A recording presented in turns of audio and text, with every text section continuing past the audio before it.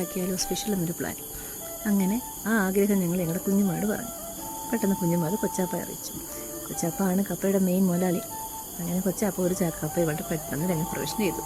പിന്നെ ആ കപ്പ പൊളിച്ച് കഴുകി വൃത്തിയാക്കി എടുക്കുന്ന തിരക്കിലാണ് ഞങ്ങൾ.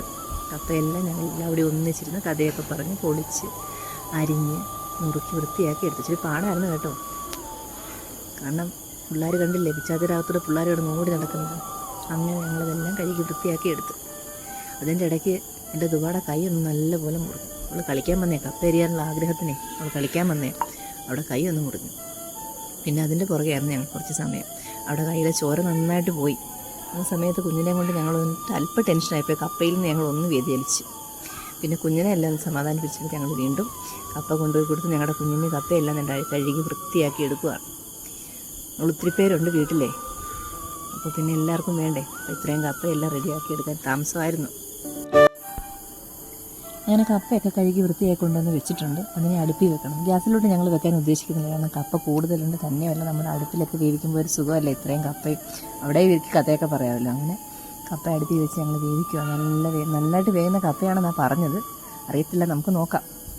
അതിൻ്റെ ഇടയ്ക്ക് തന്നെ ഞങ്ങളുടെ കുഞ്ഞിന് തേങ്ങയൊക്കെ പൊതിച്ചെടുത്ത് തിരുമ്മുക. കാരണം നല്ല രീതിയിലൊരു കപ്പ കുഴയ്ക്കാനായിട്ട് നമുക്ക് അരപ്പ് ചേർക്കണമല്ലോ.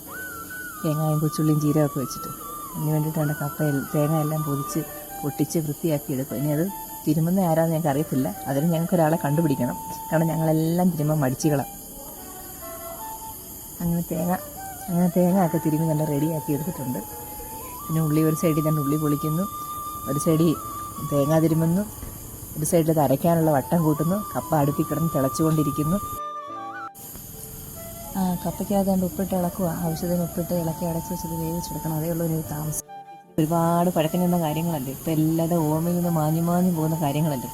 ഇപ്പോൾ കപ്പ കിട്ടിയ എന്തോ കഴുകുക, അരിയുക, കുക്കറിലോട്ട് ഇടുക, വേവിക്കുക, നിമിഷ നേരം കൊണ്ട് കപ്പ റെഡി. ഇത് അടുപ്പിൽ വെച്ചുകൊണ്ട് ഈ തീയൊക്കെ ഊതി കനലൊക്കെ ഊതി കാച്ചിയൊക്കെ എടുത്ത് റെഡിയായി വരുമ്പോഴത്തേക്ക് ഒരു സമയം പിടിക്കുമെന്നാണ് ഞങ്ങൾക്ക് തോന്നുന്നുണ്ട്. ഈ കപ്പ ഇങ്ങനെ അരിഞ്ഞ് കറി വെക്കാൻ ഒരുങ്ങിയപ്പോൾ ഞങ്ങൾ ഓർക്കുമായിരുന്നു ഞങ്ങളുടെ വല്യമ്മയെ പറ്റി. ഞങ്ങളുടെ വല്യമ്മ മരിച്ചിട്ട് ഇപ്പോൾ 1 വർഷമായി. ഞങ്ങളുടെ വല്യമ്മയുടെ ഫേവറേറ്റാണ് കപ്പ. ഏത് സമയത്ത് കൊടുത്താലും കപ്പ ഇഷ്ടമാണ്. കപ്പ കുഴച്ചതും മീൻകറി, മുളക് കറി, അത് എന്തോ ഇഷ്ടമാണെന്നറിയോ. ഒരു 12 മണിയൊക്കെ ആകുമ്പം കപ്പ വേവുന്ന മണം കേൾക്കുമ്പോൾ വരും, കപ്പയായോ. നടുധാന്യങ്ങളോട് പുള്ളിക്കാരത്തേക്ക് ഭയങ്കര കമ്പമാണ്. പുള്ളി വന്നാൽ ഞങ്ങൾ സ്പെഷ്യലായിട്ട് ഉണ്ടാക്കി കൊടുക്കേണ്ട ഒരു സാധനം ഇത് മാത്രമേ ഉള്ളൂ, കപ്പ. ആ കപ്പ കുഴച്ചത് കൊടുത്തു കഴിഞ്ഞാൽ പുള്ളിക്കാരത്തേക്ക് ഒരു സദ്യ കൊടുത്തതിനെക്കാട്ടി കൂടുതൽ സന്തോഷമാണ്. ഞങ്ങളിരുന്ന് പറയുമായിരുന്നു കാര്യങ്ങളൊക്കെ. ആ കാലത്തെ പറ്റിയൊക്കെ ഒന്ന് ആലോചിച്ച് നോക്കുമായിരുന്നു. എന്തൊരു സന്തോഷമാണ് അതൊക്കെ.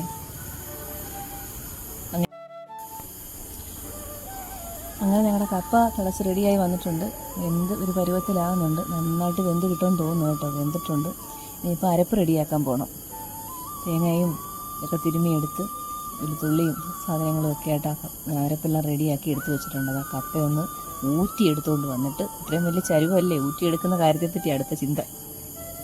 കപ്പയെല്ലാം ഊറ്റിയെടുത്ത് കൊണ്ടുവന്ന് വെച്ചിട്ട് അരപ്പിട്ട് റെഡിയാക്കി എടുത്തിട്ടുണ്ട്. ഇനി അത് കഴിക്കാനുള്ള പരുവത്തിലേക്ക് കൊണ്ടുവരിക. അതിന് ഇപ്പുറത്തെ സൈഡ് ഡിഷായിട്ട് ഞങ്ങൾ മീനും വറുത്ത് വെച്ചിട്ടുണ്ട്. മീനൊക്കെ വറുത്തെന്നെ റെഡിയാക്കി വെച്ചിട്ടുണ്ട്.